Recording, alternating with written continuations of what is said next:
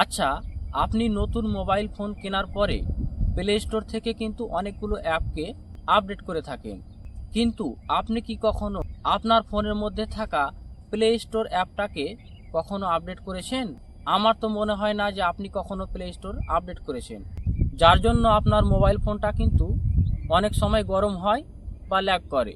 তো কিভাবে আপনারা প্লে স্টোরটাকে আপডেট করবেন, ভিডিওটি না টেনে সম্পূর্ণ দেখুন এবং পুরো প্রসেসটাও কিন্তু বুঝে বুঝে নিন। তো চলুন বেশি দেরি না করে মোবাইলের স্ক্রিনে যাওয়া যাক।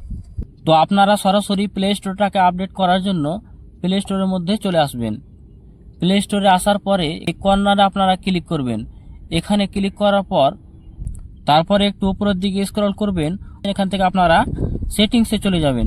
সেটিংয়ে যাওয়ার পর এখান থেকে আপনারা সব থেকে নিচে যে লেখা রয়েছে অ্যাবাউট, এখানে আপনারা ক্লিক করবেন।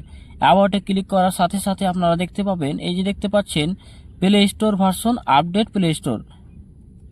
এই আপডেটে ক্লিক করে আপনারা আপনাদের প্লে স্টোর অ্যাপটাকে এখান থেকে আপডেট করে নেবেন।